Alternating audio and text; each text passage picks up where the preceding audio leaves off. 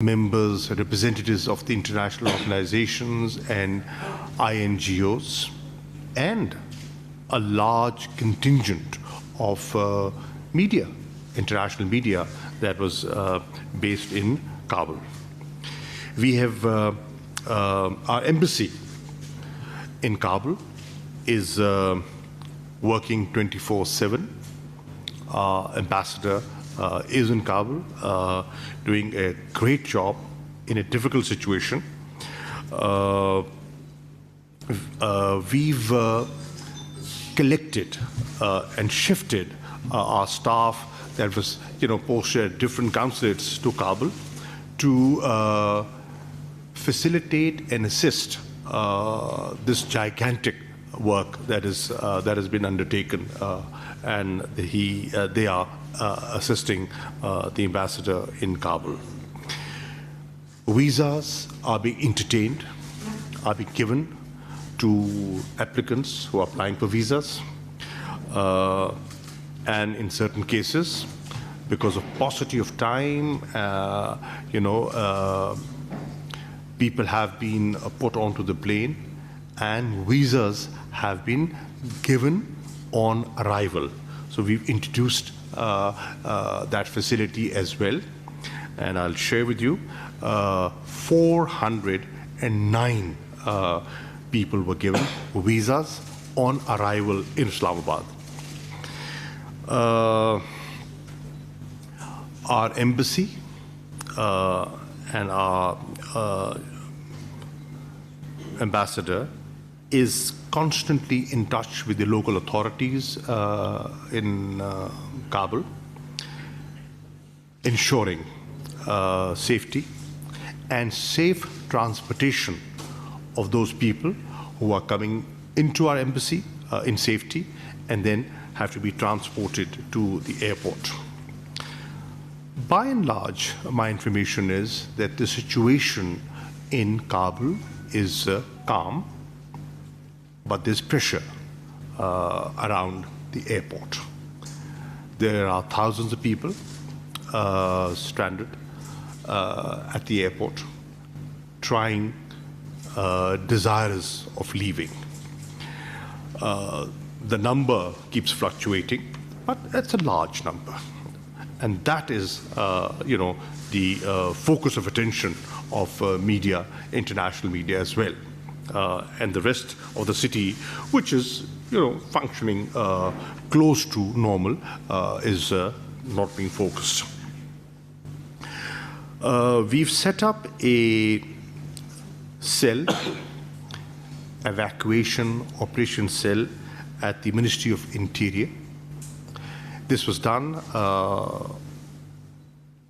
15th night, and the cell has been in operation since 16th of August. This is manned 24/7. All stakeholders are present under one roof, and when I say all stakeholders, in that cell you have representatives of the Ministry of Interior, Ministry of Foreign Affairs, Civil Aviation Authority, FIA, ISI, and Islamabad Police. The idea to put them together is a quick response and to accelerate inter-ministerial coordination. We are trying to facilitate the movement of evacuees, whether they're coming by land or by air. We've also established a facilitation center at the Islamabad International Airport. This facilitation center has representation of all stakeholders. It is manned around the clock, and they're managing and monitoring arrivals and departures. They are there to facilitate boarding, lodging at the airport. We have set up a crisis management unit at the Foreign Office and that again is working around the clock, so that if missions require information, assistance, they can liaise with them. So far, since the 16th of August, 5 PIA flights have operated between Islamabad and Kabul. And on these flights, we have brought back 542 foreign nationals and 91 Pakistanis. We've also been giving permission for overflight. We are liberally giving permission for overflight, and our airspace is being allowed. Its usage is being allowed, and so far, 56 such permissions have been given. Landing permission is also being given. We could not give a blanket permission, but we have shared this with everyone, that we will facilitate all requests to make it easier for them. And so far, 17 foreign airlines have benefited, and they have undertaken 133 sorties to carry people out of Kabul. 28 nationals of 28 countries have benefited from the facility that Pakistan is providing. World Bank officials have benefited, and we have successfully evacuated 293 World Bank officials based in Afghanistan. In total, so far, we have Pakistan has facilitated the evacuation of 3,234 foreign nationals and international organization reps. Out of these 3,234, 323 are Pakistanis, and the rest are foreigners. I want to, through this presser, assure the international community that Pakistan, as a responsible country and as a partner in peace, will continue to be supportive.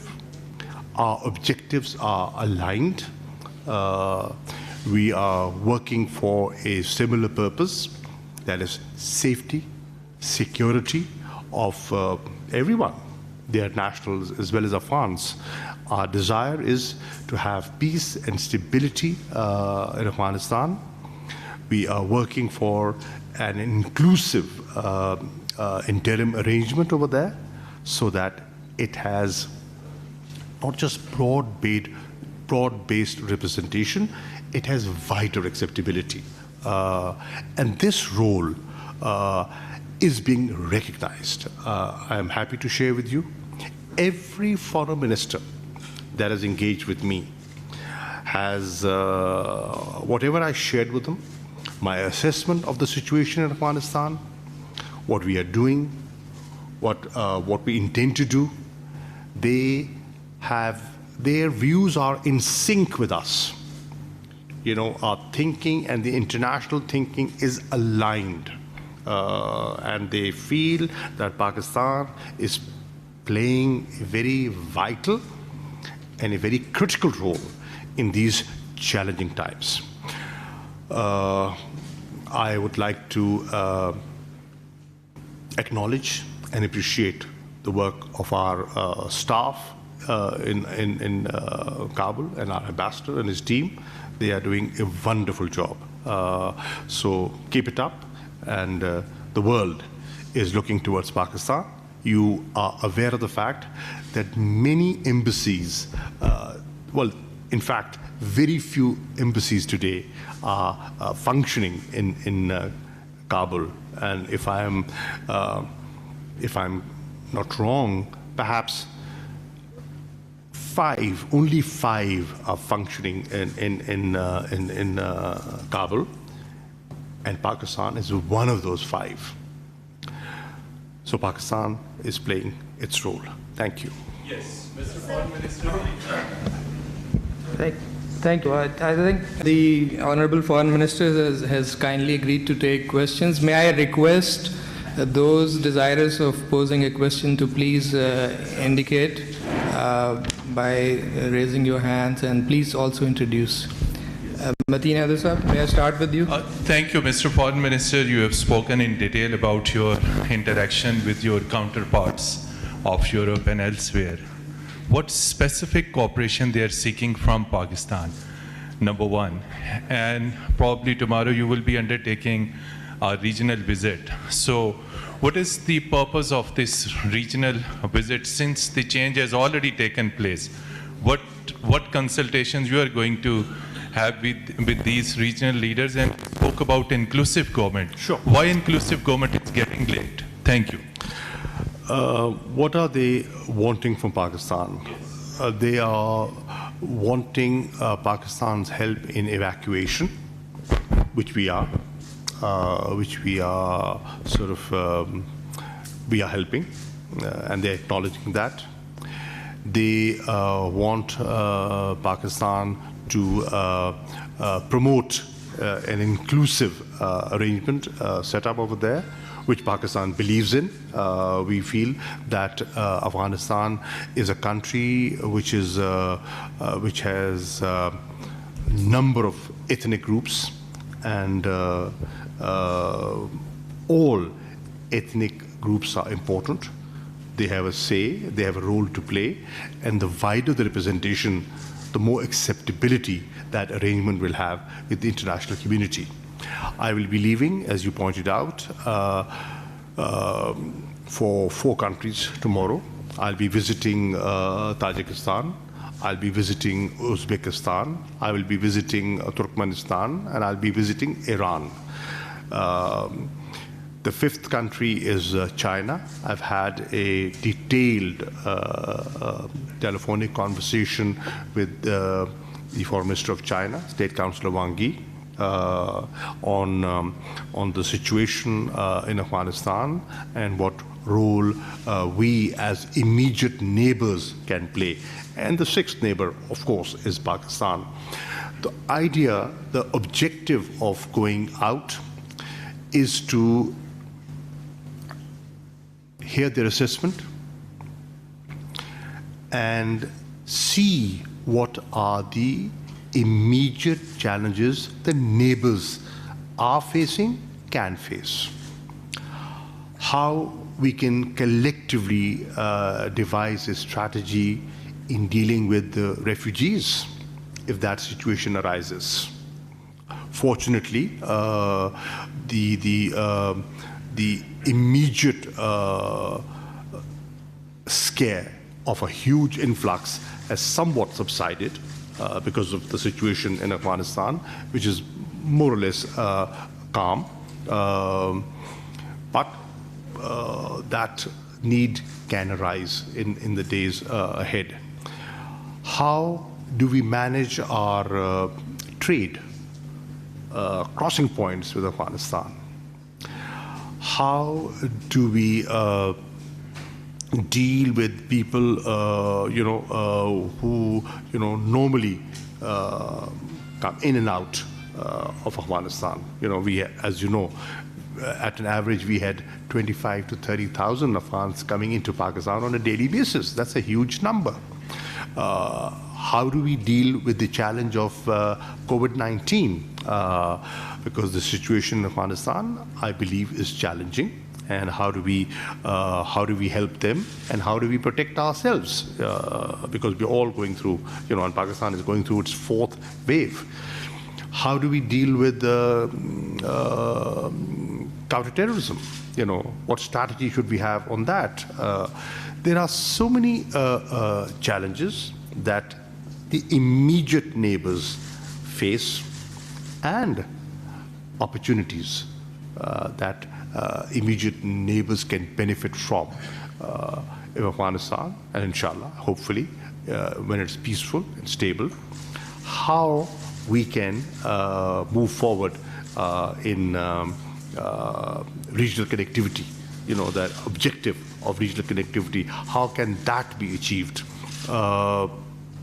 So it's important to have to consult with them and to have a coordinated regional approach. It's important because we have said it's a shared responsibility and immediate neighbors have an important role to play.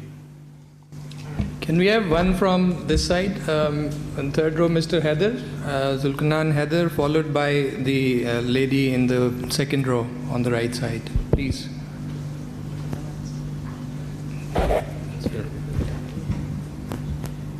Sir. This is Shaukat Paracha from Aaj Television, sir. Excellency, the Foreign Minister of Pakistan, yesterday some Western media released a report that Taliban formed a commission on TTP, and thereby they have hinted if Pakistan announces a general pardon, these TTP members can go back with their families to Pakistan. So my question is, the assassins of over 80,000 Pakistanis, including General Sanaullah Niazi, General Mushtaq, Surgeon General of Pakistan, and your former leader who respected you a lot, Benazir Bhutto, whether they will be pardoned, what has been their response if conveyed to Pakistan?